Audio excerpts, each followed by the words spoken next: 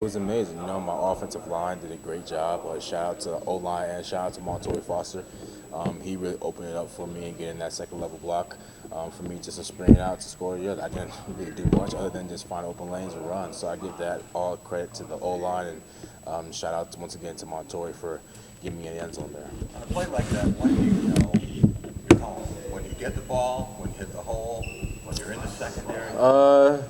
Probably when I get the ball, just through the process of reading the play, I understand that, in that concept, we knew that all week when we were running duo that we had opportunity to get the ball to the second level off of our reads, and I was able to make the correct read and then kind of just go from there. So once I made the read and I saw Montoya's block, I knew that it was an opportunity for me to score end zone. So when you're lined up and you see the defense is what you want it to be, Yeah.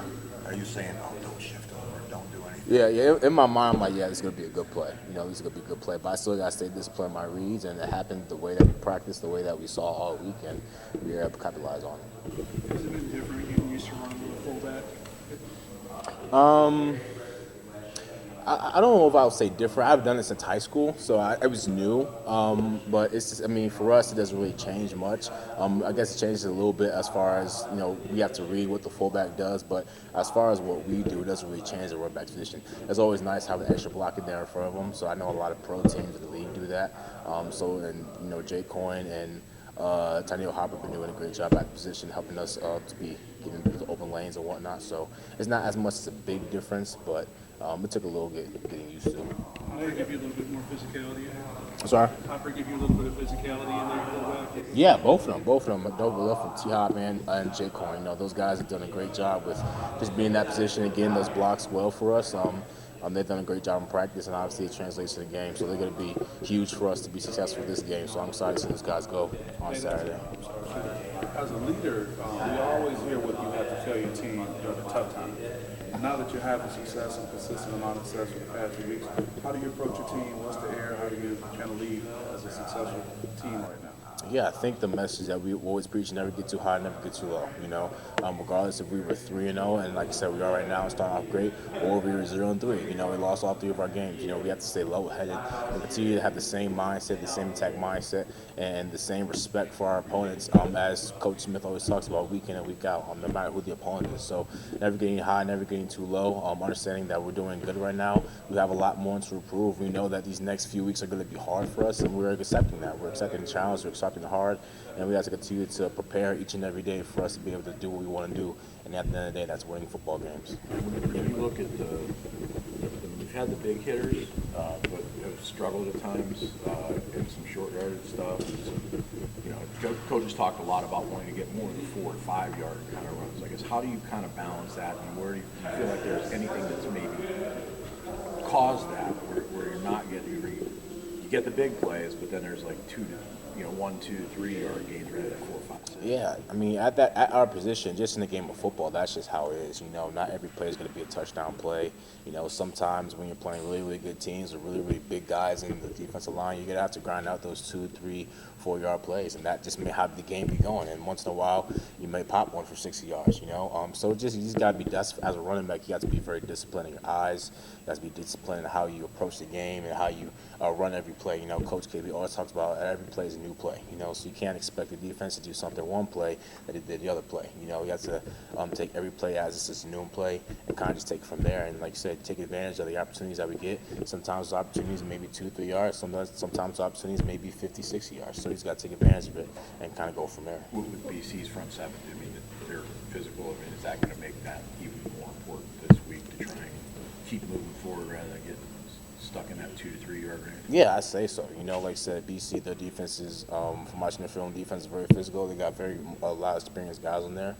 So for us as a running back position, really us as offense, we have to be efficient in how we run our offense. We have to be efficient in the run game. We have to be efficient in the pass game. Just all that we do in order for us to be successful. Like I said, it's going to be a long game. You have to be patient in a lot of things.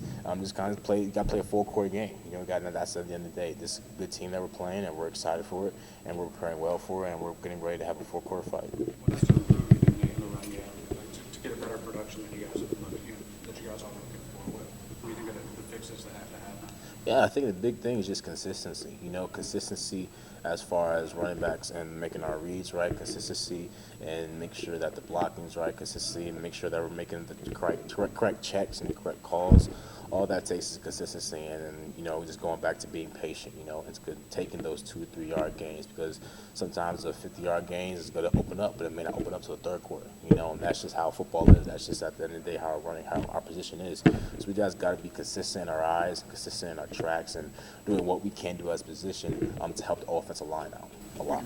Would your just your thoughts on the red bandana game? I don't know if you had heard about that before. I think Isaiah just said there was a team meeting today. Yeah. So I just your thoughts going into there. Yeah, I originally didn't hear about it, and so I kind of did some research, and obviously, like AZ said, Coach Smith talked about it. It's just an amazing tradition, that not many people have the opportunity to play in a tradition like the red bandana game, and just hearing the story how it all happened was amazing as well. So for us to be a part of that, it's amazing.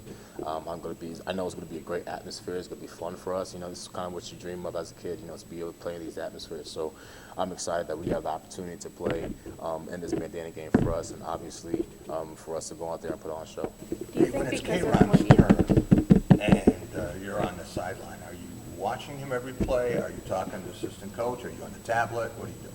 Yeah, usually all the running backs are around Coach KB, and whoever's in the game, we're watching the play. He calls out the play, he lets us know what the play call is, and we're going through it in our mind of how we think the play should be ran as far as what our job and our responsibilities are, and kind of going from there. After the offense goes drive, you always get on the iPads and look at the last series and look at, hey, this is where we could have been better, this is what happened on this play. If we have some questions, then that's the opportunity to do that. But for us as a running back group, yeah, whether it's me or whether it's K-Ron or whether it's JoJo or Brandon Telos, whoever's in the game, we're all locked into our position, understanding that. So we're in on the play and not just on the sideline.